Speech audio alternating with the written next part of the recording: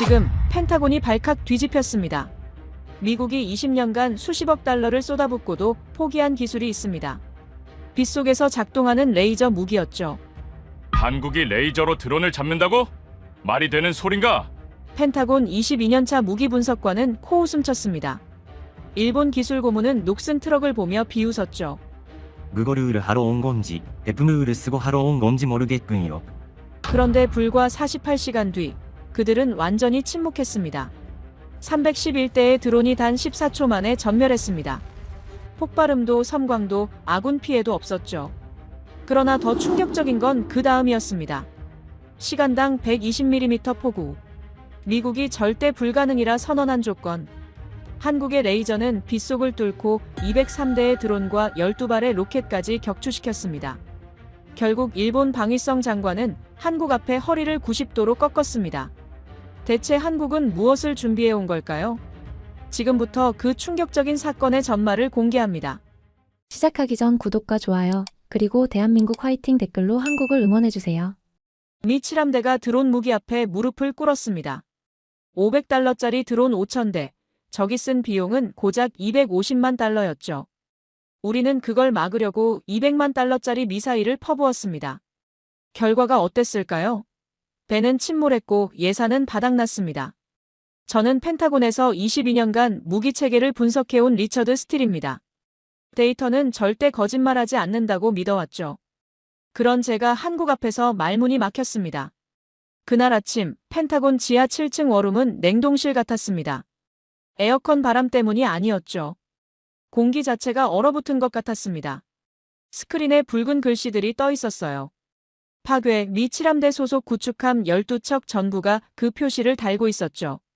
시뮬레이션이었지만 제독들의 얼굴은 실제 전쟁에서 패배한 것처럼 창백하게 질려 있었습니다. 저는 테이블 위에 종이 한 장을 던졌죠. 제독 한 명이 물었습니다. 이게 뭔가? 제가 대답했죠. 오늘 시뮬레이션의 비용 명세서입니다. 회의실이 조용해졌습니다. 저는 스크린을 가리키며 말을 이었죠. 적들은 500달러짜리 상업용 드론 5,000대를 날렸습니다. 중국산 부품에 폭약 500g을 단 물건이죠. 총 비용 250만 달러. 그럼 우리는 뭘 했습니까? SM-6 미사일을 발사했습니다. 한 발에 200만 달러짜리죠. 96발을 쐈고 그중 71발이 명중했습니다. 명중률 74%. 나쁘지 않은 숫자처럼 보이죠? 저는 계산기를 두드렸습니다. 하지만 우리가 쓴 돈은 1억 9,200만 달러입니다. 적은 250만 달러를 썼고요. 그리고 명중하지 못한 드론 1,400대가 함대를 덮쳤습니다. 이지스함의 근접방어 체계가 작동했지만 물량을 감당하지 못했죠. 3척이 침몰했고 5척이 대파됐습니다. 제독 하나가 주먹으로 테이블을 내리쳤습니다. 그래서 어쩌란 말인가? 미사일을 더 만들란 건가? 저는 고개를 저었습니다. 문제는 미사일 숫자가 아닙니다. 구조적 결함이죠. 수직발사관, VLS라고 합니다. 우리 구축함 한 척에 96개가 있죠. 다 쓰면 어떻게 됩니까? 항구로 돌아가야 합니다. 바다 한가운데서는 재장전이 불가능하거든요. 적은 그걸 알고 있었습니다. 드론을 5,000대 보낸 게 아니죠. 우리 미사일 96발을 소진시킨 겁니다. 회의실에 무거운 침묵이 흘렀습니다. 저는 스크린의 붉은 글씨들을 바라봤죠. 22년간 숫자를 다뤄왔습니다. 전쟁의 본질은 결국 수학이라고 믿어왔죠. 더 비싼 무기, 더 정밀한 기술, 더 많은 예산. 그게 승리의 공식이었습니다. 그런데 그 공식이 깨진 겁니다. 500달러짜리 장난감이 200만 달러짜리 첨단 무기를 이겼습니다. 이건 전쟁이 아니었습니다. 경제적 학살이었죠. 회의가 끝난 뒤 저는 제 사무실로 돌아왔습니다. 창밖으로 워싱턴의 하늘이 보였죠. 맑은 날이었지만 제 머릿속은 먹구름으로 가득했습니다. 해결책이 없었어요. 미사일을 더 싸게 만든다? 불가능하죠. 정밀 유도 기술과 추진체 비용은 물리 법칙이 정해놓은 겁니다. 그렇다고 드론을 막을 새로운 무기를 개발한다?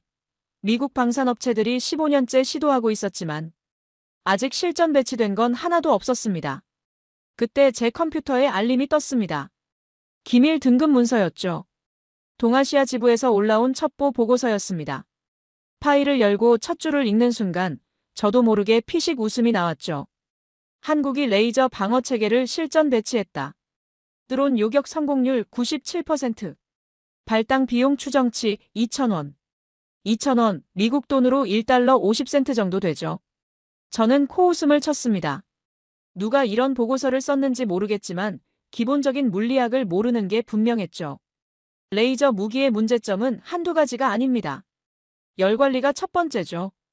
고출력 레이저는 엄청난 열을 발생시킵니다. 그 열을 제대로 식히지 못하면 무기 자체가 녹아내리죠. 미국이 20년간 수십억 달러를 쏟아부었지만 해결하지 못한 문제입니다. 두 번째는 대기 굴절이죠. 레이저는 빛이지 않습니까? 빛은 공기 중의 먼지, 수증기, 온도 차이에 따라 휘어집니다. 1km만 가도 표적에서 수십 미터나 빗나갈 수 있죠. 정밀 타격이라는 건 이론상으로만 가능한 이야기였습니다. 세 번째는 날씨입니다. 비가 오면 어떻게 될까요? 레이저 출력의 80% 이상이 빗방울에 흡수됩니다. 안개가 끼면 더 심하죠. 구름이라도 있으면 아예 무용지물입니다. 맑은 날 낮에만 쓸 수 있는 무기가 무슨 의미가 있겠습니까? 저는 보고서를 닫으려다 멈췄습니다. 한 줄이 더 있었거든요. 태국 국경지역 실전 테스트 예정. 펜타곤 참관 요청. 저는 잠시 생각했습니다. 한국의 레이저 무기가 실전에서 작동할 리 없었죠. 물리학이 거부하는 기술이니까요. 하지만 직접 눈으로 확인해야 했습니다. 그래야 이 허황된 보고서를 쓴 사람의 입을 막을 수 있을 테니까요. 저는 상관에게 메일을 보냈습니다. 태국 출장을 신청하면서 이렇게 썼죠. 한국 레이저 무기의 오류를 제 눈으로 증명하겠습니다. 사흘 뒤 저는 비행기에 올랐습니다. 워싱턴에서 방콕까지 20시간, 방콕에서 태국 동부 국경 지역까지 다시 6시간이 걸렸죠. 도착했을 때는 이미 새벽이었습니다. 공항에 마중 나온 건 미 대사관 무관이었습니다. 그는 제게 악수를 건네며 말했죠. 스틸 박사님, 흥미로운 구경거리가 될 겁니다. 한국 사람들이 뭔가 대단한 걸 갖고 왔다고 하더군요. 저는 차에 올라타며 대답했습니다. 대단한 건지 아닌지는 제가 판단하겠습니다. 창밖으로 태국의 풍경이 스쳐 지나갔습니다. 논밭과 야자수, 낡은 트럭들이 어둠 속에서 희미하게 보였죠. 열대의 습기가 창문에 김을 서리게 했습니다. 저는 노트북을 열고 한국의 레이저 기술에 관한 자료를 다시 훑었습니다. ADD, 국방과학연구소. 한국의 무기 개발을 담당하는 기관이죠. 그들이 레이저 무기를 연구한다는 건 알고 있었습니다. 하지만 미국과 러시아, 중국도 실패한 기술을 한국이 해냈다고요? 도저히 믿기 어려웠습니다. 저는 창밖을 바라봤습니다. 동이 트고 있었죠. 하늘이 붉게 물들고 있었습니다. 그때는 미처 몰랐습니다. 그 붉은 하늘이 제 오만함에 대한 경고였다는 걸요. 태국 동부 국경 지역, 깐타랄락 정글에 도착한 순간 숨이 턱 막혔습니다. 열대 특유의 습기가 폐를 짓누르는 것 같았죠. 썩은 나뭇잎 냄새와 흙 냄새가 뒤섞여 코를 찔렀습니다. 멀리서 둔탁한 진동이 들려왔죠. 다연장 로켓 소리였습니다. 캄보디아 국경 너머에서 간헐적으로 포성이 울리고 있었습니다. 저는 땀에 젖은 셔츠깃을 잡아당겼습니다. 워싱턴에서 입고 온 맞춤 정장이 이미 누더기처럼 축축하게 늘어져 있었죠. 고급 울 소재가 정글의 습기 앞에서는 아무 소용이 없었습니다. 임시 지휘소는 야자수 숲 사이에 설치된 천막이었습니다. 태국군 장교들과 미군 고문단, 그리고 낯선 얼굴들이 모여 있었죠. 저는 그 중에서 유독 눈에 띄는 인물을 발견했습니다. 다카하라 시니치. 일본 방위성에서 파견된 기술 고문이었죠. 그는 다림질이 완벽하게 된 제복을 입고 있었습니다. 잊지는 듯한 열기 속에서도 단추 하나 풀지 않았더군요. 그가 저를 보더니 능글맞은 미소를 지으며 다가왔습니다. 스틸 박사님, 펜타곤에서 직접 오셨군요. 고생이 많으십니다. 저는 악수를 건넸습니다. 다카하라 씨, 일본도 이번 테스트에 참관하는 모양이군요. 그가 어깨를 으쓱했습니다. 한국이 뭘 들고 왔는지 궁금하지 않습니까? 저는 개인적으로 기대를 접었습니다만. 무슨 뜻이죠? 다카하라가 천막 밖을 가리켰습니다. 저는 그가 가리키는 방향을 바라봤죠. 먼지투성이 비포장도로 끝에서 트럭 한 대가 덜컹거리며 들어오고 있었습니다. 군용 트럭도 아니었습니다. 그냥 낡은 민간 화물차였죠. 짐칸에는 천막이 덮여 있었고 차체 곳곳에 녹이 슬어 있었습니다. 다카하라가 비웃듯 말했습니다. 저게 한국이 자랑하는 최신 무기랍니다. 고물 트럭이나 끌고 왔더군요. 전쟁을 구걸하러 온 건지 폐품 수거하러 온 건지 모르겠습니다. 주변에 일본 수행원들이 낄낄거렸습니다. 저도 솔직히 당황스러웠죠. 미국의 레이저 무기 개발 프로젝트는 수십억 달러 규모입니다. 최첨단 연구소에서 수백 명의 과학자들이 매달리고 있죠. 그런데 한국은 녹슨 트럭 한 대로 나타났습니다. 트럭이 멈추고 운전석 문이 열렸습니다. 내린 사람은 군인이 아니었죠. 작업복 차림의 중년 남자였습니다. 머리카락은 부스스하게 헝클어져 있었고 눈 밑에는 며칠 밤을 새운 듯한 짙은 그림자가 드리워져 있었습니다. 저는 그의 손을 봤습니다. 손톱 밑에 검은 기름때가 끼어 있었죠. 엔지니어의 손이었습니다. 책상에 앉아 이론만 다루는 사람이 아니라 직접 기계를 만지고 조립하는 사람의 손이었습니다. 그가 천막 안으로 들어왔습니다. 다카하라가 그를 훑어보며 빈정거렸죠. 한국에서 오셨습니까? 정비공이신가요? 주변에서 또 웃음이 터졌습니다. 하지만 그 남자는 표정 하나 바꾸지 않았죠. 그는 주머니에서 안경을 꺼내 렌즈를 천천히 닦았습니다. 그러고는 담담하게 대답했습니다. 한화방산 박철민입니다. 천광 프로젝트 수석 연구원이죠. 저는 그 순간 그의 눈을 봤습니다. 피로에 찌들어 있었지만 그 안에는 뭔가 다른 게 있었죠. 어떻게 표현해야 할까요? 실패를 단 한 번도 생각해보지 않은 사람의 확신이라고 해야 할까요? 저는 22년간 수많은 과학자들과 엔지니어들을 만나왔지만 저런 눈빛은 처음이었습니다. 다카하라가 팔짱을 끼며 물었습니다. 그래서 그 대단한 무기는 어디 있습니까? 설마 저 고물 트럭 안에 있는 건 아니겠죠? 박수석이 고개를 끄덕였습니다. 맞습니다. 저 트럭 안에 있죠. 회의장이 술렁였습니다.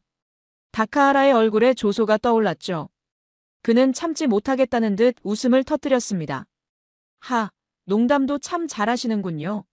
미국이 수십억 달러를 쏟아붓고도 실패한 기술을 트럭 한 대에 담아왔다고요? 박사님, 설마 우리가 그걸 믿을 거라고 생각하십니까? 박수석은 대답하지 않았습니다. 그는 그저 창밖을 바라봤죠. 멀리서 또 포성이 울렸습니다. 캄보디아 국경 쪽에서 연기가 피어오르고 있었습니다. 저는 태국군 장교에게 물었습니다. 상황이 어떻습니까? 장교가 한숨을 쉬었습니다. 좋지 않습니다. 국경 너머 반군이 중국제 드론을 대량으로 확보했거든요. 매일 수십 대씩 넘어옵니다. 우리 대공 화기로는 감당이 안 되죠. 어제도 초소 2곳이 습격당했습니다. 다카하라가 끼어들었습니다. 그래서 일본이 지대공 미사일을 지원하기로 했죠. 이미 협의가 끝난 사안입니다. 박수석이 처음으로 입을 열었습니다. 미사일로 드론을 잡으시겠습니까? 다카하라가 눈을 치켜떴습니다. 당연하죠. 그게 정석 아닙니까? 박수석이 고개를 저었습니다. 정석이 틀렸으니까 우리가 온 겁니다. 뭐라고요? 박수석이 천천히 말을 이었습니다. 500달러짜리 드론을 잡으려고 수백만 달러짜리 미사일을 쏘는 게 정석입니까? 10대 잡으면 잘한 거고 100대가 넘어오면 미사일이 바닥나죠. 그게 정석이라면 그 정석이 틀린 겁니다. 다카하라의 얼굴이 불그락푸르락해졌습니다. 그가 목소리를 높였죠. 그래서 당신들은 뭘 할 수 있는데요? 저 녹슨 트럭으로 뭘 어쩌겠다는 겁니까? 박수석이 시계를 봤습니다. 그러더니 담담하게 대답했죠. 30분만 주십시오. 이 정글에 다시는 소음이 들리지 않게 해드리겠습니다. 회의장이 조용해졌습니다. 누군가 헛웃음을 흘렸죠. 다카하라는 어이없다는 표정으로 저를 쳐다봤습니다. 스틸 박사님, 저 사람 제정신입니까? 저는 대답하지 않았습니다. 박수석의 눈을 보고 있었거든요. 허풍을 떠는 사람의 눈이 아니었습니다. 자신이 무슨 말을 하는지 정확히 아는 사람의 눈이었죠. 박수석이 밖으로 나갔습니다. 저는 잠시 망설이다가 그를 따라 나섰죠. 뒤에서 다카하라의 빈정거리는 목소리가 들렸습니다. 구경이나 해봅시다. 한국의 서커스가 어떤 건지 말이죠. 밖으로 나오니 트럭 주변에 한국인 기술자 대여섯 명이 모여 있었습니다. 그들도 하나같이 작업복 차림이었죠. 손에 공구를 들고 얼굴에 땀을 흘리며 뭔가를 점검하고 있었습니다. 박수석이 그들에게 한국어로 지시를 내렸습니다. 저는 한국어를 모르지만 그들의 움직임은 이해할 수 있었죠. 군더더기 없이 빠르고 정확했습니다. 수백 번 반복한 동작들이었습니다. 트럭에 천막이 거쳤습니다. 저는 눈을 의심했죠. 거기에는 포탑처럼 생긴 장비가 올라가 있었습니다. 크기는 생각보다 작았죠. 승용차 한 대 정도 될까요? 하지만 그 위에 달린 원통형 발사장치는 분명 레이저 무기의 구조였습니다. 저는 다가가서 장비를 살펴봤습니다. 미국의 레이저 무기 시제품들과는 달랐죠. 거대한 냉각 장치도 없었고 복잡한 광학 시스템도 보이지 않았습니다. 오히려 단순해 보였습니다. 지나치게 단순했죠. 저는 박수석에게 물었습니다. 열 관리는 어떻게 합니까? 이 정도 크기로는 냉각이 불가능할 텐데요. 박수석이 미소를 지었습니다. 비밀입니다. 다만 한 가지 말씀드리죠. 우리는 10년 동안 이 문제만 붙잡고 있었습니다. 쇳가루 마셔가며 실험실에서 살았죠. 답을 찾았기 때문에 여기 온 겁니다. 그때 멀리서 드론 소리가 들려왔습니다. 윙 하는 특유의 모터 소음이었죠. 한 대가 아니었습니다. 여러 대였습니다. 태국군 장교가 달려왔습니다. 드론입니다. 국경에서 넘어오고 있어요. 최소 30대 이상입니다. 다카하라가 천막에서 뛰쳐나왔습니다. 그의 얼굴에서 비웃음이 사라져 있었죠. 박수석이 기술자들에게 고개를 끄덕였습니다. 그러고는 저를 돌아보며 말했죠. 박사님, 이제 시작입니다. 드론 소리가 점점 가까워졌습니다. 윙, 윙, 윙. 처음에는 벌떼 같았죠. 하지만 그 소리가 커질수록 벌떼가 아니라 폭풍우가 몰려오는 것처럼 느껴졌습니다. 저는 하늘을 올려다봤습니다. 정글 위로 검은 점들이 나타났죠. 30대가 아니었습니다. 100대도 아니었습니다. 하늘 한쪽이 검게 물들 정도로 많은 드론들이 몰려오고 있었습니다. 태국군 장교가 무전기에 대고 소리쳤습니다. 전원 엄폐. 대공 화기 준비.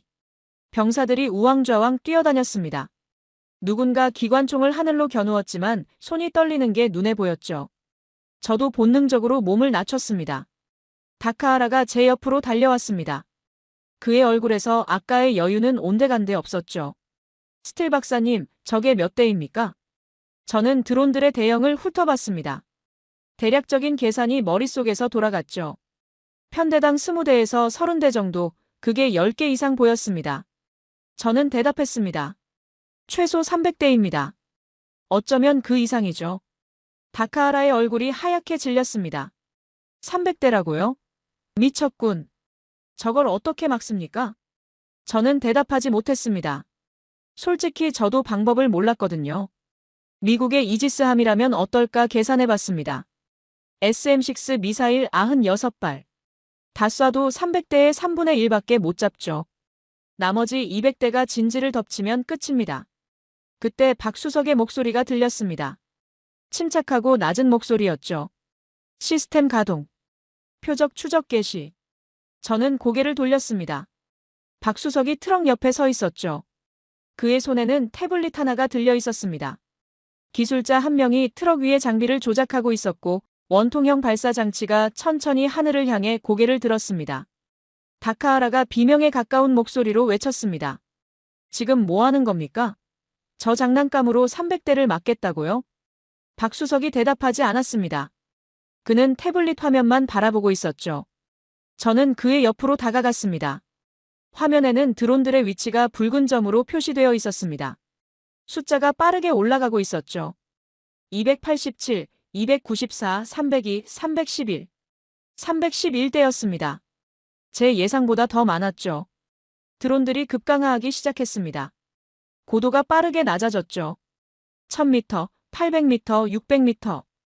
귀를 찢는 듯한 모터 소리가 정글 전체를 뒤덮었습니다. 저도 모르게 귀를 막았습니다. 박수석이 말했습니다. 발사. 저는 그 순간을 평생 잊지 못할 겁니다. 아무 일도 일어나지 않았습니다. 적어도 제 눈에는 그렇게 보였죠. 섬광도 없었고 연기도 없었습니다. 폭발음도 들리지 않았습니다. 트럭 위의 장비는 그저 조용히 하늘을 향해 서 있을 뿐이었죠. 그런데 이상한 일이 벌어졌습니다. 드론들이 떨어지기 시작했습니다. 처음에는 한두 대였죠. 그러다 10대, 20대, 50대. 마치 보이지 않는 거인의 손이 하늘에서 드론들을 하나씩 집어 던지는 것 같았습니다. 툭, 툭, 툭. 드론들이 정글숲 위로 떨어지는 소리가 빗소리처럼 들렸습니다. 저는 멍하니 하늘을 바라봤습니다. 1초에 수십 대씩 드론들이 추락하고 있었죠. 폭발하는 것도 아니었습니다. 그냥 힘을 잃고 떨어지는 거였습니다. 마치 누군가 전원 스위치를 내려버린 것처럼요. 다카하라가 중얼거렸습니다. 뭐야, 이게 대체 뭐야? 저는 시계를 봤습니다. 박수석이 발사 버튼을 누른 지 얼마나 됐을까요? 저는 믿을 수 없었습니다. 14초. 고작 14초가 지났을 뿐이었죠. 하늘이 깨끗해졌습니다. 311대의 드론이 전부 사라진 겁니다. 정글 바닥에는 고철 덩어리들이 나뒹굴고 있었죠. 아까까지 귀를 찢던 모터 소리는 온데간데 없었습니다. 기괴할 정도로 고요했습니다. 저는 박수석에게 달려갔습니다. 뭘 한 겁니까? 저는 물었죠. 레이저를 쐈습니까? 아무것도 안 보였는데요. 박수석이 미소를 지었습니다. 보이지 않는 게 정상입니다. 우리 레이저는 적외선 영역이거든요. 가시광선이 아니라 눈에 보이지 않죠. 적외선이요? 박수석이 고개를 끄덕였습니다. 전장에서 레이저가 보이면 어떻게 됩니까? 적이 발사 위치를 알아채죠. 그래서 우리는 처음부터 보이지 않는 빛을 선택했습니다. 쏘는 순간에도 적은 어디서 공격당하는지 모릅니다. 저는 떨어진 드론 하나를 주워들었습니다. 동체에 구멍이 뚫려 있었죠. 손가락 하나 들어갈 정도의 작은 구멍이었습니다. 저는 구멍 주변을 살펴봤습니다. 그을린 자국이 있었죠. 열에 의해 녹아내린 흔적이었습니다. 박수석이 설명을 이어갔습니다. 우리 시스템은 2단계로 작동합니다. 먼저 드론의 센서를 태웁니다. 카메라, GPS 수신기, 적외선 감지기. 드론의 눈을 먼저 멀게 하는 거죠. 그게 소프트킬입니다. 그 다음에는요. 0.1초 뒤에 출력을 높여서 리튬 배터리를 관통합니다. 배터리가 과열되면 드론은 즉시 추락하죠. 그게 하드킬입니다. 2단계를 합쳐서 0.3초. 한 대당 처리 시간입니다. 저는 계산을 해봤습니다. 311대를 0.3초씩 처리하면 90초가 넘어야 하죠. 하지만 실제로는 14초밖에 걸리지 않았습니다. 계산이 안 맞는데요. 동시에 여러 대를 처리한 겁니까? 박수석이 고개를 끄덕였습니다. 다중표적 추적 시스템입니다. 최대 20대까지 동시에 조준하고 순차적으로 레이저를 발사하죠. 광학장치가 표적 사이를 이동하는 데 걸리는 시간은 0.01초입니다. 저는 할 말을 잃었습니다. 미국의 레이저 무기 프로젝트에서도 다중표적 추적은 해결하지 못한 문제였거든요. 표적이 바뀔 때마다 광학장치를 재조준해야 하는데 그 시간이 병목이었죠. 한국은 그걸 0.01초로 줄인 겁니다. 그때 뒤에서 비명소리가 들렸습니다. 다카하라였죠. 아, 이게 뭐야? 저는 뒤를 돌아봤습니다. 다카하라가 손에 들고 있던 물건을 땅에 내동댕이 치고 있었죠. 연기가 피어오르고 있었습니다. 최신형 위성전화였습니다. 케이스가 녹아내리고 화면이 까맣게 타버린 상태였죠. 박수석이 담담하게 말했습니다. 죄송합니다. 레이저의 전자기 간섭이 좀 강하거든요. 민감한 전자기기는 영향을 받을 수 있습니다. 다카하라가 소리쳤습니다. 좀 강하다고요? 이건 300만 엔짜리 장비였어요. 박수석이 어깨를 으쓱했습니다. 그래도 목숨보다는 싸지 않습니까? 저는 피식 웃음이 나왔습니다. 다카하라의 얼굴이 분노로 일그러졌지만 뭐라고 반박할 수 없는 모양이었죠. 300만 엔짜리 전화기가 타버린 대신 우리 모두의 목숨은 건졌으니까요. 태국군 장교가 달려왔습니다. 그의 얼굴에는 믿을 수 없다는 표정이 떠올라 있었죠. 전부 격추된 겁니까? 311대 전부요? 박수석이 태블릿을 보여줬습니다. 격추 311대, 이탈 0대, 피하 피해 0. 화면에 그렇게 표시되어 있었죠. 장교가 고개를 숙였습니다. 감사합니다. 정말 감사합니다. 박수석이 손을 저었습니다. 아직 끝난 게 아닙니다. 이건 시작일 뿐이죠. 저는 박수석을 바라봤습니다. 그의 눈에는 아까와 같은 확신이 담겨 있었죠. 하지만 거기에 뭔가가 더해진 것 같았습니다. 시작이라니요. 무슨 뜻입니까? 바로 그때 먹구름이 정글 위로 밀려왔습니다. 처음에는 서쪽 하늘 끝에 검은 선처럼 보였죠. 그게 불과 10분 만에 하늘 전체를 뒤덮었습니다. 열대지방의 날씨는 이렇게 급변한다는 걸 알고 있었지만 직접 보니 다른 세상 같았습니다. 바람이 불기 시작했습니다. 야자수 잎들이 미친 듯이 흔들렸죠. 기온이 갑자기 떨어지는 게 느껴졌습니다. 아까까지 찌는 듯한 열기가 순식간에 사라졌죠. 공기 중에 물냄새가 진하게 퍼졌습니다. 그리고 비가 쏟아졌습니다. 비라고 부르기엔 너무 거셌죠. 하늘에 구멍이 뚫린 것 같았습니다. 굵은 빗줄기가 폭포수처럼 내리꽂혔죠. 순식간에 앞이 보이지 않을 정도였습니다. 3m 앞에 있는 트럭도 희미하게 윤곽만 보일 뿐이었죠. 저는 천막 안으로 뛰어들었습니다. 몇 초 만에 온몸이 흠뻑 젖었죠. 셔츠가 피부에 달라붙었고 구두 안에서 물이 철벅거렸습니다. 다카하라가 천막 안에서 웃고 있었습니다. 처음에는 무슨 소린지 잘 안 들렸죠. 빗소리가 너무 커서 다른 소리가 묻혔거든요. 하지만 그의 표정은 분명했습니다. 승리감에 도취된 얼굴이었죠. 그가 소리쳤습니다. 하늘이 한국을 버렸군요. 저는 그의 말뜻을 바로 이해했습니다. 레이저와 비. 이 둘은 물리학적으로 상극이거든요. 레이저는 빛입니다. 빛은 물에 흡수되죠. 빗방울 하나하나가 레이저 에너지를 빨아들입니다. 출력이 아무리 강해도 빗속을 뚫고 나가면 목표물에 도달할 때쯤엔 힘을 잃게 되죠. 이건 물리학의 기본 원리입니다. 어떤 기술로도 극복할 수 없는 한계라고 알려져 있었습니다. 저는 주머니에서 데이터 패드를 꺼냈습니다. 다행히 방수 케이스 덕분에 작동했죠. 대기 상태를 측정해봤습니다. 화면에 숫자들이 떴습니다. 수분 함량 94%, 가시거리 15m, 강수량 시간당 120mm. 저는 계산을 돌려봤습니다. 결과가 나왔죠. 예상 레이저 감쇄율 87%. 이 정도면 거의 무용지물이었습니다. 100kW 출력을 쏴도 목표물에 도달하는 건 13kW 뿐이라는 뜻이니까요. 드론에 센서를 태우려면 최소 30kW는 필요합니다. 다카하라가 제 옆으로 다가왔습니다. 스틸 박사님, 계산 끝나셨습니까? 저는 고개를 끄덕였습니다. 어떻습니까? 한국의 기적이 비 앞에서 무릎 꿇는 거 아닙니까? 저는 대답하지 않았습니다. 하지만 솔직히 그의 말이 맞다고 생각했죠. 아까 본 311대 격추는 분명 인상적이었습니다. 하지만 그건 맑은 날씨에서의 성능이었죠. 진짜 전쟁터에서 항상 맑은 날만 있을 수는 없습니다. 비가 오고 안개가 끼고 먼지가 날리죠. 그런 환경에서 작동하지 않는 무기는 결국 장난감에 불과합니다. 그때 천막 입구가 열렸습니다. 박수석이 들어왔죠. 그도 온몸이 흠뻑 젖어 있었습니다. 하지만 그의 표정은 담담했죠. 아니, 오히려 평온해 보이기까지 했습니다. 다카하라가 비웃듯 말했습니다. 박수석님, 어떻게 하실 겁니까? 하늘이 당신 편이 아닌 것 같은데요. 박수석이 젖은 머리카락을 손으로 쓸어 넘겼습니다. 그러고는 천막 밖을 바라봤죠.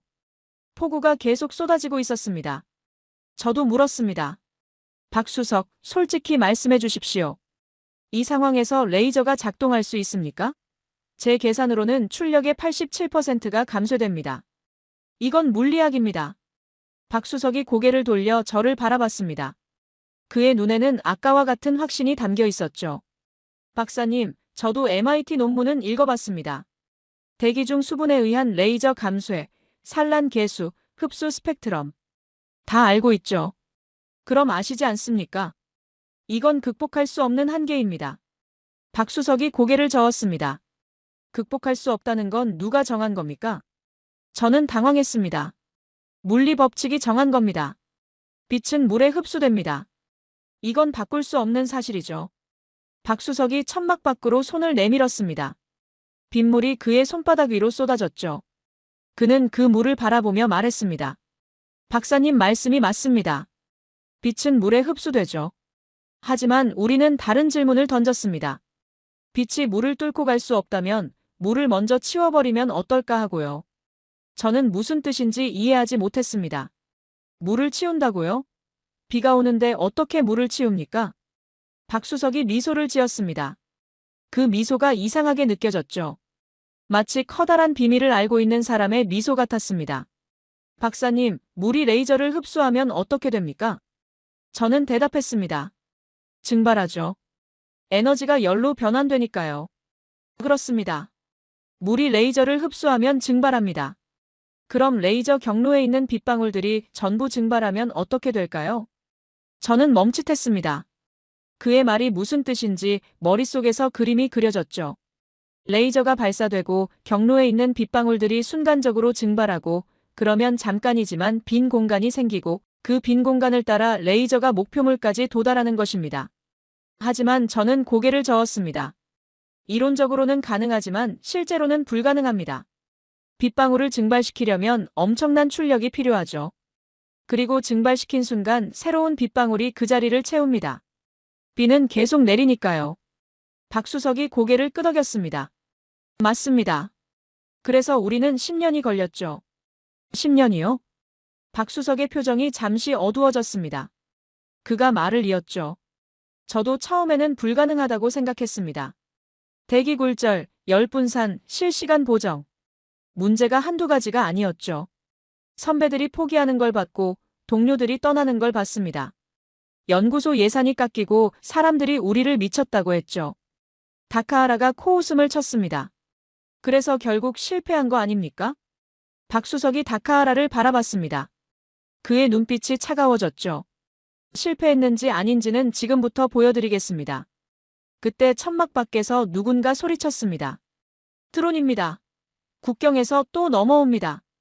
저는 천막 밖으로 뛰쳐나갔습니다. 폭우가 여전히 쏟아지고 있었죠. 앞이 거의 보이지 않았습니다. 하지만 멀리서 드론 특유의 모터 소리가 들려왔습니다. 빗소리에 묻힐 정도로 희미했지만 분명히 들렸죠. 태국군 장교가 달려왔습니다. 적외선 레이더에 잡혔습니다. 최소 200대 이상이에요. 이 빗속을 뚫고 오고 있습니다. 다카하라가 소리쳤습니다. 지대공 미사일을 쏴야 합니다. 레이저는 이 날씨에 작동 안 해요. 박수석이 트럭을 향해 걸어갔습니다. 빗속에서 그의 뒷모습이 흐릿하게 보였죠. 그는 뒤도 돌아보지 않고 말했습니다. 미사일로 200대를 막으시겠습니까? 몇 발이나 있죠? 다카하라가 말문이 막혔습니다. 일본이 지원한 지대공 미사일은 20발이었거든요. 200대의 드론을 막기엔 턱없이 부족했죠. 저는 박수석을 따라갔습니다. 빗물이 얼굴을 때렸지만 신경 쓸 겨를이 없었죠. 트럭 옆에 도착하니 한국인 기술자들이 이미 준비를 마치고 있었습니다. 그들도 온몸이 흠뻑 젖어 있었지만 아무도 불평하지 않았죠. 박수석이 태블릿을 들었습니다. 화면에 붉은 점들이 나타나기 시작했죠. 드론들이 접근하고 있었습니다. 저는 물었습니다. 정말 쏘실 겁니까? 이 빗속에서요? 박수석이 저를 돌아봤습니다. 그의 얼굴에 빗물이 흘러내리고 있었죠. 하지만 그의 눈은 흔들리지 않았습니다. 박사님, 상식은 남들이 만든 규칙입니다. 우리는 그 규칙을 이기려고 10년간 쇳가루를 마셨죠. 이제 그 결과를 보여드리겠습니다. 박수석이 버튼을 눌렀습니다. 아까처럼 아무것도 보이지 않을 거라고 생각했습니다. 적외선 레이저니까요. 하지만 이번에는 달랐습니다. 빛이 매우 선명하게 보였어요. 정확히 말하면 빛 자체가 보인 건 아니었죠. 레이저가 지나가는 경로를 따라 빗방울들이 순간적으로 증발하면서 하얀 수증기가 피어올랐습니다. 마치 하늘에 투명한 터널이 뚫린 것 같았죠. 폭우 속에서 가느다란 빈 공간이 생겨났고 그 틈을 따라 보이지 않는 빛이 질주했습니다. 저는 입을 다물지 못했습니다. 하늘에서 드론들이 떨어지기 시작했죠. 아까와 똑같았습니다. 툭, 툭, 툭. 빗소리에 섞여 드론들이 추락하는 소리가 들렸습니다. 폭우가 쏟아지는데도 레이저는 멈추지 않았죠. 1대, 10대, 20대. 드론들이 정글 위로 떨어졌습니다. 다카하라가 비명을 질렀습니다. 불가능해. 이건 물리학적으로 불가능하다고. 저도 같은 생각이었습니다. 하지만 눈앞에서 벌어지는 일은 분명한 현실이었죠. 빗속에서 레이저가 작동하고 있었습니다. 제가 알고 있던 물리학의 한계를 뛰어넘은 겁니다. 저는 박수석에게 달려갔습니다. 어떻게 한 겁니까? 빗방울을 증발시키는 건 알겠습니다. 하지만 새로운 빗방울이 계속 채워지지 않습니까? 어떻게 경로를 유지하는 거죠? 박수석이 태블릿 화면을 보여줬습니다. 복잡한 그래프와 숫자들이 실시간으로 움직이고 있었죠. 그가 설명을 시작했습니다. 적응 제어 광학이라고 합니다. 원래는 천문학에서 쓰던 기술이죠. 대기의 흔들림 때문에 별빛이 왜곡되는 걸 보정하는 기술입니다. 우리는 그걸 역으로 적용했죠. 역으로요? 박수석이 고개를 끄덕였습니다. 천문학에서는 왜곡된 빛을 원래대로 되돌립니다. 하지만 우리는 처음부터 왜곡된 형태로 빛을 발사하죠. 대기 중의 수분 밀도, 온도, 굴절률을 실시간으로 계산해서 레이저의 파형을 미리 꺾어서 쏘는 겁니다. 저는 이해하기 시작했습니다. 빛이 물을 지나가면서 휘어지지 않습니까? 그 휘어지는 정도를 미리 계산해서 반대 방향으로 휘어지게 쏘면 최종적으로 직선이 된다는 뜻이었죠. 하지만 의문이 남았습니다. 그래도 출력 손실은 막을 수 없지 않습니까? 빗방울이 에너지를 흡수하는 건 변함없잖아요. 박수석이 트럭 위의 장비를 가리켰습니다. 저 안에 광원이 몇 개 있는지 아십니까? 저는 고개를 저었습니다. 48개입니다. 각각 2kW짜리 반도체 레이저죠. 우리는 그걸 한 점으로 모읍니다. 빔 컴바이닝이라고 하죠. 48개의 빛을 합치면 거의 100kW가 됩니다. 100kW라. 저는 계산을 해봤습니다. 아까 제 계산으로는 이 포구 속에서 87%가 감쇄된다고 했죠. 100kW의 87%가 손실되면 13kW가 남습니다. 드론 센서를 태우려면 30kW가 필요한데 여전히 부족했습니다. 저는 고개를 갸웃거렸습니다. 계산이 안 맞는데요. 13kW로는 드론을 못 잡습니다.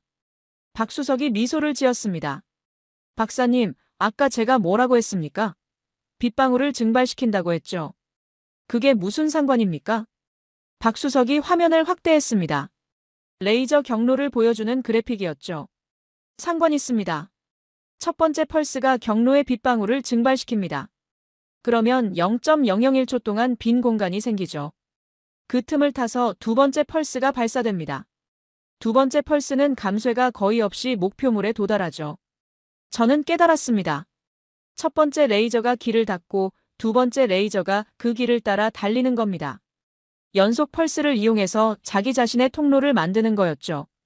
박수석이 고개를 끄덕였습니다. 정확합니다. 우리는 이걸 레인 클리어링이라고 부릅니다. 비를 치우는 기술이죠. 저는 할 말을 잃었습니다. 이건 단순한 무기가 아니었습니다. 물리학의 한계를 인정하고 그 한계 안에서 해결책을 찾아낸 천재적인 발상이었죠. 미국은 20년간 레이저의 출력을 높이려고만 했습니다. 더 강한 빛, 더 큰 에너지. 하지만 한국은 다른 길을 선택한 겁니다. 약한 빛이라도 목표물에 온전히 도달하게 만드는 길을요. 그때 태국군 장교가 소리쳤습니다. 드론만이 아닙니다. 로켓입니다. 다연장 로켓이 날아오고 있어요. 저는 하늘을 올려다봤습니다. 폭우 속에서 붉은 불빛들이 보였죠. 로켓의 추진체가 내뿜는 화염이었습니다. 하나가 아니었습니다. 여러 발이 포물선을 그리며 날아오고 있었죠. 다카하라가 비명을 질렀습니다. 엄폐해. 다들 엄폐하라고. 사람들이 땅에 엎드렸습니다. 저도 본능적으로 몸을 낮췄죠. 로켓이 떨어지면 반경 수십 미터가 초토화됩니다. 천막 따위는 아무 소용이 없었죠. 하지만 박수석은 움직이지 않았습니다. 그는 여전히 서서 태블릿을 조작하고 있었죠. 저는 소리쳤습니다. 뭐 하는 겁니까? 로켓이 온다고요. 박수석이 담담하게 대답했습니다. 알고 있습니다. 그가 버튼을 눌렀습니다. 하늘에서 불꽃이 터졌습니다. 로켓들이 공중에서 폭발한 거였죠. 하나, 둘, 셋. 연쇄적으로 폭발이 일어났습니다. 마치 불꽃놀이 같았죠. 빗속에서 주황색 화염이 피어올랐다가 빗물에 씻겨 내려갔습니다. 저는 믿을 수가 없었습니다. 드론도 아니고 로켓을 격추한 겁니까? 박수석이 고개를 끄덕였습니다. 로켓의 탄두는 드론보다 단단하죠. 하지만 추진체는 다릅니다. 고체 연료는 열에 취약하거든요. 레이저로 추진체를 가열하면 연료가 폭발합니다. 로켓이 알아서 자폭하는 거죠. 태국군 장교가 달려왔습니다. 그의 얼굴에는 경외감이 가득했죠. 전부요? 로켓을 전부 격추한 겁니까? 박수석이 태블릿을 보여줬습니다. 드론 격추 203대, 로켓 격추 12발, 피하 피해 제로. 화면에 그렇게 표시되어 있었죠. 저는 폭우 속에 서서 하늘을 올려다봤습니다. 빗물이 얼굴을 때렸지만 신경 쓰이지 않았죠. 제 머릿속은 온통 방금 본 것들로 가득했습니다. 22년간 무기를 분석해왔습니다. 세계 최고의 기술력을 자부하는 미국에서요. 하지만 이런 건 본 적이 없었죠. 저건 무기가 아닙니다. 박수석이 물었습니다. 그럼 뭡니까? 저는 전율하며 대답했죠. 하늘의 물리학을 다시 쓰는 기계입니다. 불가능을 가능으로 바꾸는 도구죠. 박수석이 웃었습니다. 과찬이십니다. 그냥 10년간 묵묵히 연구한 결과일 뿐이죠. 그때 다카하라가 비틀거리며 일어났습니다. 그의 얼굴은 창백했고 눈에는 충격이 가득했죠. 그는 아무 말도 하지 못했습니다. 아까까지의 비웃음은 온데간데 없었죠. 저는 박수석을 바라봤습니다. 그의 작업복은 빗물에 흠뻑 젖어 있었고 얼굴에는 피로가 가득했습니다. 하지만 그의 눈빛은 처음 봤을 때와 똑같았죠. 실패를 한 번도 생각해보지 않은 사람의 확신이었습니다. 비가 그쳤습니다. 언제 그랬냐는 듯이 구름이 걷히고 동쪽 하늘에서 붉은 기운이 번지기 시작했죠. 정글 위로 물 한 개가 피어올랐습니다. 아까까지 폭우가 쏟아지던 게 거짓말 같았죠. 저는 천막 밖에 서서 전장을 바라봤습니다. 드론의 잔해들이 정글 곳곳에 흩어져 있었죠. 로켓의 파편들이 나뭇가지에 걸려 있었고 타버린 회로 기판에서 연기가 피어오르고 있었습니다. 전투가 끝난 전장 특유의 냄새가 났죠. 화약과 플라스틱이 탄 냄새, 그리고 젖은 흙 냄새가 뒤섞여 있었습니다. 태국군 병사들이 잔해를 수거하고 있었습니다. 그들의 얼굴에는 믿을 수 없다는 표정이 떠올라 있었죠. 어제까지만 해도 드론 때문에 동료를 잃었던 사람들이었습니다. 그런데 오늘은 단 한 명의 부상자도 없이 500대 이상의 드론을 격추했죠. 저는 박수석을 찾았습니다. 그는 트럭 옆에 앉아 있었죠. 젖은 작업복을 입은 채로 커피를 마시고 있었습니다. 인스턴트 커피였죠. 종이컵에서 김이 모락모락 피어오르고 있었습니다. 저는 그의 옆에 앉았습니다. 잠시 침묵이 흘렀죠. 저는 물었습니다. 박수석, 하나만 물어봐도 되겠습니까? 박수석이 고개를 끄덕였습니다.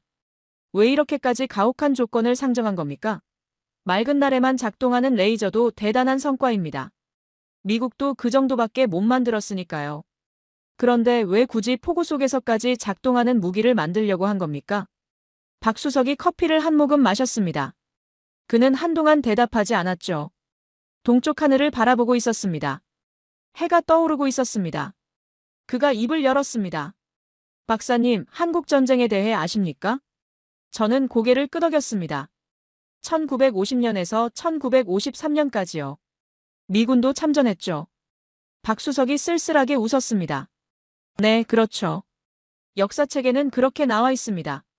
하지만 제가 어릴 때 할아버지한테 들은 이야기는 좀 달랐습니다. 할아버지요? 박수석이 고개를 끄덕였습니다. 제 할아버지는 6.25 때 육군 병장이었습니다. 21살이었죠. 지금 제 아들보다 어린 나이였습니다. 그가 잠시 말을 멈췄습니다. 먼 곳을 바라보는 눈이었죠. 70년 전의 기억을 더듬는 것 같았습니다. 할아버지가 그러셨습니다. 비 오는 밤이 제일 무서웠다고요. 왜인지 아십니까? 저는 고개를 저었습니다. 보급이 끊기거든요. 비가 오면 트럭이 지늘게 빠지고 비행기는 뜰 수가 없죠. 그러면 탄약도 안 오고 식량도 안 오고 의약품도 안 옵니다. 그런데 적은 그때를 노려서 공격해왔죠. 박수석의 목소리가 낮아졌습니다. 그리고 소총이 고장났습니다. 비 맞은 소총은 녹이 슬고 격발 장치가 말을 안 들었죠. 방아쇠를 당겨도 총알이 안 나갔습니다. 적은 몰려오는데 총이 안 나가는 거예요. 할아버지는 그날 밤 옆에 있던 전우 3명을 잃었다고 하셨습니다. 저는 아무 말도 할 수 없었습니다. 박수석이 계속했죠. 할아버지는 돌아가시기 전까지 비 오는 날이면 잠을 못 주무셨습니다. 천둥 소리가 나면 벌떡 일어나셨죠. 70년이 지났는데도 그날 밤의 악몽에서 벗어나지 못하신 겁니다. 그가 커피를 내려다봤습니다. 검은 액체에 새벽 하늘이 비치고 있었죠. 비 오는 날은 우리에게 패배의 상징이었습니다. 비가 오면 졌어요. 비가 오면 죽었죠. 비가 오면 어쩔 수 없다고 생각했습니다. 70년 동안 그랬어요. 박수석이 고개를 들었습니다. 그의 눈이 빛나고 있었죠. 그래서 저는 결심했습니다. 다시는 날씨 핑계를 대지 않겠다고요. 비가 오든 눈이 오든 우리 무기는 작동해야 합니다. 그래야 우리 아이들이 비 오는 밤에도 편히 잘 수 있으니까요. 저는 가슴이 먹먹해졌습니다. 22년간 무기를 분석해왔습니다. 성능 지표, 비용 효율, 기술 사양. 숫자로만 무기를 봐왔죠. 하지만 박수석의 이야기를 듣는 순간 제가 놓치고 있던 게 있다는 걸 깨달았습니다. 무기는 숫자가 아니었습니다. 무기는 사람이었죠. 그 무기를 만든 사람들의 이야기, 그 무기로 지키려는 사람들의 이야기가 담겨 있었습니다. 저는 물었습니다. 10년이라고 하셨죠? 이 기술을 개발하는데 10년이 걸렸다고요? 박수석이 고개를 끄덕였습니다. 그 10년 동안 뭘 하셨습니까? 박수석이 자신의 손을 내려다봤습니다. 기름때가 낀 손이었죠. 엔지니어의 손이었습니다. 실패했습니다. 계속 실패했죠. 처음 3년은 기초 연구였습니다. 레이저 출력을 높이는 방법, 열을 식히는 방법, 대기 굴절을 보정하는 방법. 논문을 수백 편 읽었고 실험을 수천 번 했죠. 대부분 실패였습니다. 그가 쓴웃음을 지었습니다. 4년 차에 첫 번째 시제품을 만들었습니다. 작동은 했는데 10초 만에 과열돼서 멈췄죠. 5년 차에 냉각 시스템을 개선했는데 이번엔 정밀도가 문제였습니다. 표적에서 3m나 빗나갔어요. 쓸모없는 물건이었죠. 저는 조용히 듣고 있었습니다. 6년 차에 연구소 예산이 삭감됐습니다. 성과가 없다는 이유였죠. 팀원 절반이 다른 프로젝트로 옮겼습니다. 남은 사람들은 야근과 주말 근무를 반복했죠. 가족들한테 미안했습니다. 아이 얼굴을 며칠씩 못 볼 때도 있었으니까요. 박수석의 목소리가 떨렸습니다. 7년 차에 아버지가 돌아가셨습니다. 장례식에도 제대로 못 갔어요. 실험 일정이 잡혀 있었거든요. 마지막 가시는 길에 아들이 옆에 없었던 거죠. 아직도 그게 가슴에 남아 있습니다. 저는 말문이 막혔습니다. 뭐라고 위로해야 할지 몰랐죠. 박수석이 고개를 저었습니다. 아닙니다, 박사님. 위로받으려고 하는 말이 아니에요. 그냥 이 무기가 어떻게 만들어졌는지 알아주셨으면 해서요. 그가 트럭 위의 장비를 바라봤습니다. 새벽빛을 받아 금속 표면이 반짝이고 있었죠.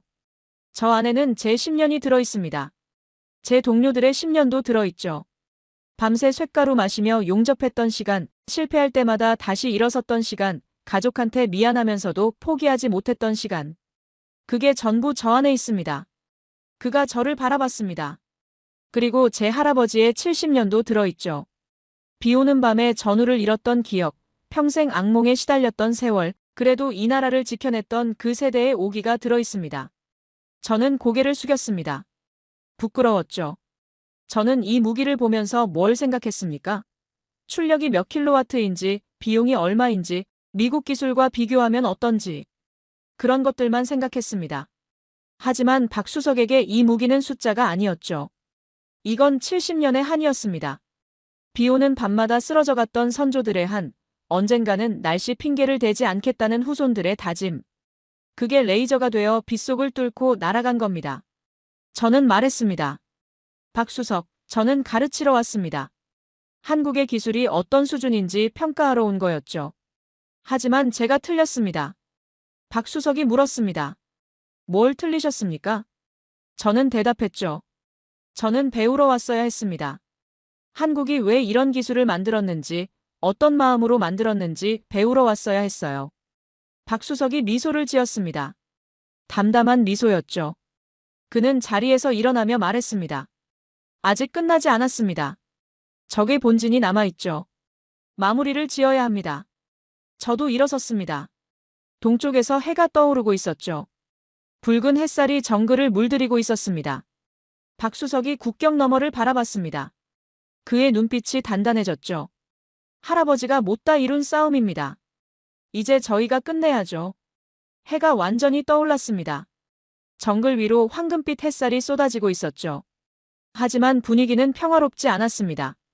임시 지휘소에 태국군 장성들이 모여들었거든요. 위성통신 장비가 설치됐고 대형 스크린에 실시간 영상이 떠올랐습니다. 국경 너머 캄보디아 쪽 영상이었죠. 저는 스크린 앞에 섰습니다. 화면에는 적군 진지가 보였죠. 아니, 진지였던 곳이라고 해야 할까요? 혼란 그 자체였습니다. 장교들이 뛰어다니고 있었습니다. 소리를 지르는 것 같았지만 위성 영상이라 소리는 들리지 않았죠. 병사들은 우왕좌왕하고 있었습니다. 방향을 잃은 개미떼 같았죠. 누군가는 땅에 주저앉아 있었고 누군가는 정글 속으로 도망치고 있었습니다. 태국군 장성이 물었습니다. 저게 대체 무슨 상황입니까? 박수석이 태블릿을 조작하며 대답했죠. 우리가 어젯밤에 한 일의 결과입니다. 박수석이 스크린을 가리켰습니다. 저기 보이는 안테나들 보이십니까? 통신 장비입니다. 확대해 보시죠. 화면이 확대됐습니다. 적군 진지 곳곳에 세워진 안테나들이 보였죠. 하지만 뭔가 이상했습니다. 안테나 끝부분이 녹아내린 것처럼 휘어져 있었거든요. 마치 촛불에 녹은 플라스틱 같았습니다. 저는 물었습니다. 레이저로 저걸 태운 겁니까? 박수석이 고개를 끄덕였습니다. 어젯밤 드론을 격추하면서 동시에 적의 통신 인프라도 타격했습니다. 우리 레이저는 표적을 선택할 수 있거든요. 드론만 잡은 게 아니라 드론의 중계 신호를 역추적해서 송신 장비의 위치를 파악했죠.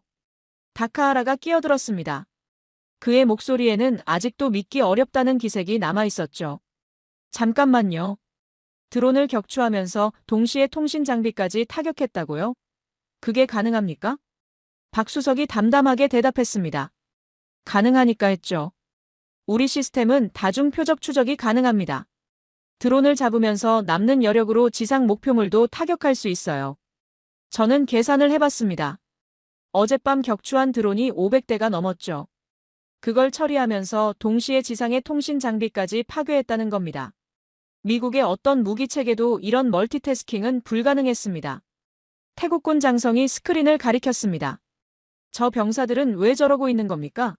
장교들이 소리를 질러도 아무도 움직이지 않는군요. 박수석이 설명했죠. 무전기가 작동하지 않기 때문입니다. 통신 장비만 파괴한 게 아니에요. 레이저의 전자기 간섭으로 인해 반경수 킬로미터 내의 모든 전자장비가 먹통이 됐습니다. 무전기, GPS, 심지어 손목시계까지요. 저는 그 말의 의미를 곱씹어봤습니다. 현대전에서 통신이 끊기면 어떻게 될까요? 지휘관이 명령을 내려도 병사들에게 전달되지 않습니다. 병사들이 보고를 해도 지휘관에게 도달하지 않죠. 부대와 부대 사이의 협조가 불가능해지고 각 소대는 고립됩니다. 군대가 아니라 그냥 총든 사람들의 모임이 되는 거죠. 스크린에 새로운 장면이 떴습니다. 적군 포병 진지였죠. 대포 여러 문이 줄지어 있었습니다. 하지만 포수들이 우왕좌왕하고 있었어요. 뭔가를 찾는 것 같았죠. 박수석이 말했습니다. 저들은 지금 사격 좌표를 모릅니다. 드론이 전멸했으니까요. 현대 포병은 드론으로 적의 위치를 파악합니다. 드론이 좌표를 보내주면 포병이 그 좌표로 포탄을 쏘죠. 하지만 드론이 없으면 어떻게 될까요? 포병은 눈먼 장님이 됩니다. 어디를 쏴야 할지 모르는 거예요. 그때 스크린에서 움직임이 포착됐습니다. 적군 포병이 발사를 시작한 거였죠. 연기가 피어올랐고 포탄이 날아갔습니다. 하지만 뭔가 이상했어요. 포탄이 날아간 방향이 우리 진지가 아니었거든요. 태국군 장성이 소리쳤습니다. 저건 뭡니까? 저쪽은 아군 진지도 없는데. 박수석이 고개를 끄덕였습니다. 좌표 없이 쏘니까 저렇게 되는 겁니다. 눈 감고 총 쏘는 거랑 다를 게 없죠. 스크린에서 폭발이 일어났습니다. 포탄이 떨어진 곳은 적군의 보급기지였죠. 자기들 시설을 자기들이 폭격한 겁니다. 아군 오사였습니다. 저는 입을 다물지 못했습니다. 이게 가능한 일입니까? 훈련받은 군대가 자기 진지를 폭격하다니요. 박수석이 담담하게 말했죠. 이게 소프트킬의 궁극적인 형태입니다. 적군을 직접 죽이지 않아도 됩니다. 그들의 눈과 귀를 빼앗으면 알아서 무너지거든요. 다카하라가 중얼거렸습니다. 미쳤어. 이건 전쟁이 아니야. 저도 같은 생각이었습니다. 이건 제가 알던 전쟁이 아니었죠. 폭탄도 없고 총성도 없고 피도 흘리지 않았습니다. 하지만 적군은 완전히 무력화됐습니다. 군대라는 조직 자체가 해체되고 있었죠. 스크린에 또 다른 장면이 떴습니다. 적군 사령부로 보이는 건물이었죠. 장교들이 밖으로 뛰쳐나오고 있었습니다. 손에 흰 천을 들고 있었어요. 항복의 표시였죠. 하지만 문제가 있었습니다. 그 항복 신호를 받을 사람이 없었거든요. 통신이 끊겼으니까요. 장교들은 허공에 대고 흰 천을 흔들고 있었습니다. 아무도 보지 않는 항복이었죠. 태국군 장성이 한숨을 쉬었습니다. 저들을 어떻게 해야 합니까? 박수석이 대답했죠. 기다리면 됩니다. 통신이 끊기고 보급이 끊기고 지휘 체계가 무너지면 군대는 오래 버티지 못합니다. 며칠이면 알아서 후퇴할 겁니다. 정말 그렇게 됐습니다. 위성 영상으로 지켜보니까 적군 병사들이 하나둘 진지를 이탈하기 시작했죠. 처음에는 소규모였습니다. 몇 명씩 정글 속으로 사라졌어요. 하지만 시간이 지날수록 규모가 커졌습니다. 분대 단위로, 소대 단위로 이탈자가 늘어났죠. 저녁이 될 무렵에는 대규모 후퇴가 시작됐습니다. 트럭에 올라탄 병사들이 국경에서 멀어지고 있었죠. 30km, 50km. 그들은 멈추지 않았습니다. 전쟁터에서 도망치는 게 아니라 악몽에서 깨어나 달아나는 것 같았죠. 저는 스크린 앞에 서서 그 장면을 지켜봤습니다. 24시간 전만 해도 저 군대는 위협적인 존재였습니다. 드론으로 공격하고 로켓을 쏘고 태국 국경을 위협했죠. 하지만 지금은 어떻습니까? 총 한 방 안 쏘고 무너졌습니다. 피 한 방울 흘리지 않고 패배했죠. 다카하라가 제 옆에 섰습니다. 그의 얼굴에는 복잡한 표정이 떠올라 있었죠. 스틸 박사님, 이게 대체 뭡니까? 저는 대답했습니다. 이건 새로운 전쟁입니다. 저는 스크린을 가리켰죠. 20세기 전쟁은 화력이었습니다. 누가 더 많은 폭탄을 떨어뜨리느냐, 누가 더 많은 병사를 동원하느냐. 그게 승패를 갈랐죠. 하지만 21세기 전쟁은 다릅니다. 정보입니다. 누가 더 많이 보고 더 많이 듣고 더 빨리 소통하느냐. 그게 승패를 가르죠. 다카하라가 고개를 끄덕였습니다. 한국은 그걸 이해한 겁니다. 적을 죽이는 게 아니라 적의 정보망을 파괴하는 거예요.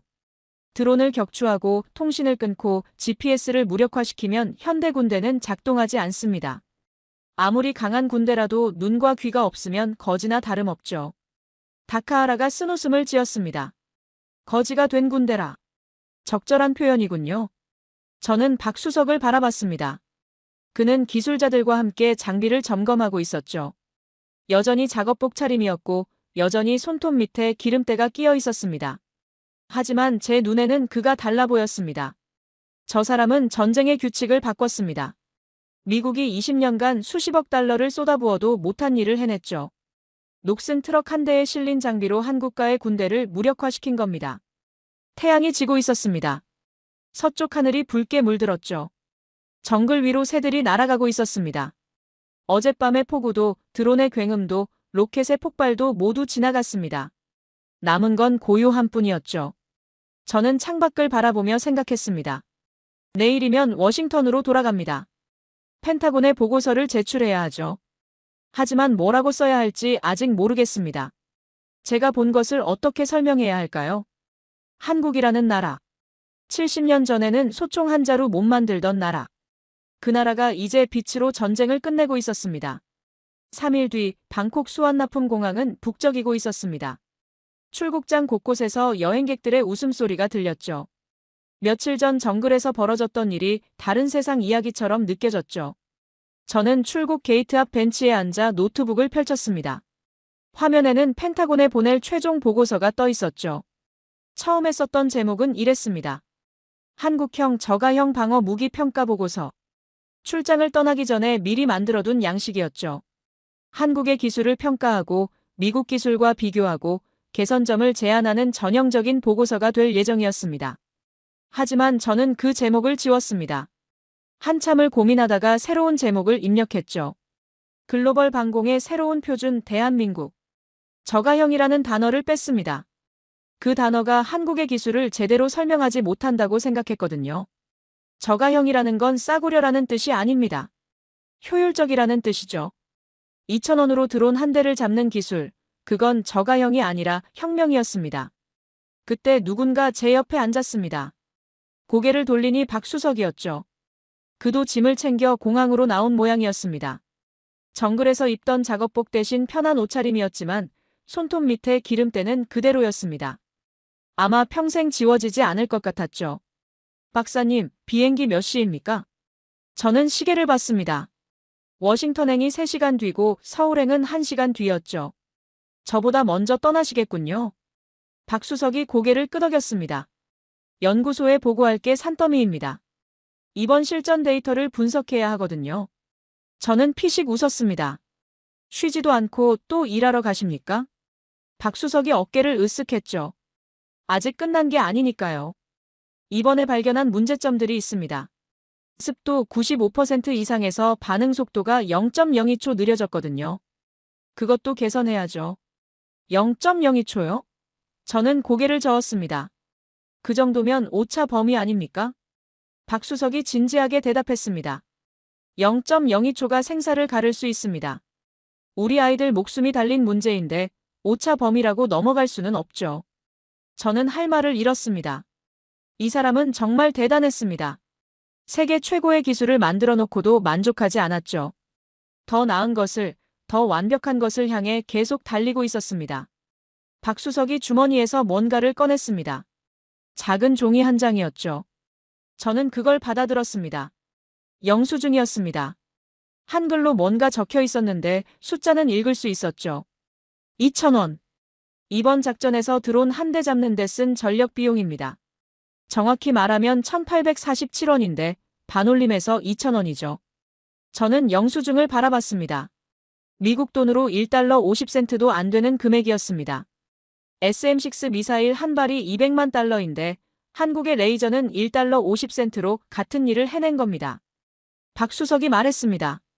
이게 우리 무기의 진짜 무서움입니다. 성능만 좋은 게 아니라 지속 가능하다는 거죠. 미사일은 다 쓰면 끝입니다. 공장에서 새로 만들어야 하고 그러려면 몇 달이 걸리죠. 하지만 레이저는요? 전기만 있으면 됩니다. 무한정 쏠 수 있어요. 그때 공항 라운지의 TV에서 뉴스가 흘러나왔습니다.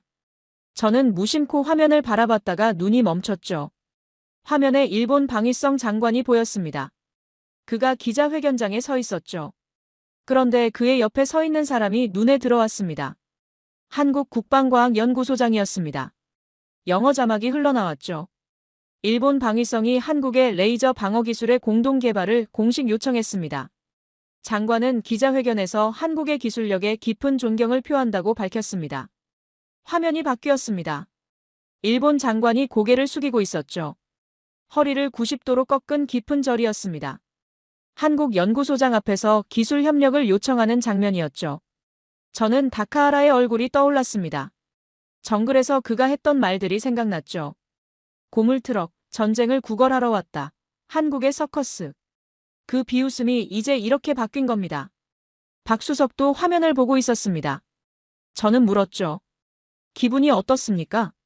통쾌합니까? 박수석이 고개를 저었습니다. 통쾌할 것까지는 없습니다. 우리는 인정받으려고 이 기술을 만든 게 아니니까요. 그럼 뭘 위해서 만든 겁니까? 박수석이 창밖을 바라봤습니다. 활주로에서 비행기가 이륙하고 있었죠. 우리 아이들이 밤에 편히 잘 수 있게요. 그거면 충분합니다. 탑승 안내 방송이 흘러나왔습니다. 서울행 비행기였죠. 박수석이 자리에서 일어났습니다. 저도 일어나 그의 손을 잡았습니다. 기름때가 묻은 손이었죠. 하지만 그 손이 만들어낸 것들을 생각하면 어떤 손보다 값진 손이었습니다. 저는 말했습니다. 박수석, 저는 가르치러 왔습니다. 한국에 뭔가를 알려주러 온 거였죠. 하지만 결국 제가 배우고 갑니다. 박수석이 웃었습니다. 뭘 배우셨는데요? 무기는 숫자가 아니라는 걸요. 그 무기를 만든 사람들의 마음이 중요하다는 걸 배웠습니다. 박수석이 고개를 끄덕이며 손을 흔들었습니다. 그리고 게이트를 향해 걸어갔죠. 저는 그의 뒷모습을 한참 바라봤습니다. 작업복 차림으로 정글을 누비던 모습이 겹쳐 보였습니다. 2시간 뒤, 저는 워싱턴행 비행기에 올랐습니다. 창가 자리에 앉아 노트북을 펼쳤죠. 보고서의 마지막 문장을 써야 했습니다. 70년 전, 대한민국은 전쟁의 폐허 위에서 겨우 살아남은 나라였죠. 하지만 지금은 다릅니다. 그들은 빛으로 하늘을 지배하고 있습니다. 비가 와도 안개가 껴도 그들의 빛은 멈추지 않습니다. 저는 이번 출장에서 많은 것을 봤습니다. 하지만 가장 인상 깊었던 건 기술이 아니라 사람이었죠. 손톱 밑에 기름때를 묻힌 채 밤을 새우는 엔지니어들, 10년의 실패에도 포기하지 않았던 연구원들. 그들이 한국의 진짜 무기입니다. 대한민국이 가는 길. 그게 이제 세계가 따라가야 할 길입니다. 비 오는 밤마다 전우를 잃었던 70년 전의 한이 이제는 빛이 되어 대한민국의 하늘을 지키고 있습니다. 오늘 영상이 감동이었다면 대한민국 만세를 댓글로 남겨주세요. 여러분의 응원이 대한민국을 더 강하게 만듭니다. 다음에도 가슴 뜨거워지는 이야기로 찾아오겠습니다. 감동방송 TV였습니다.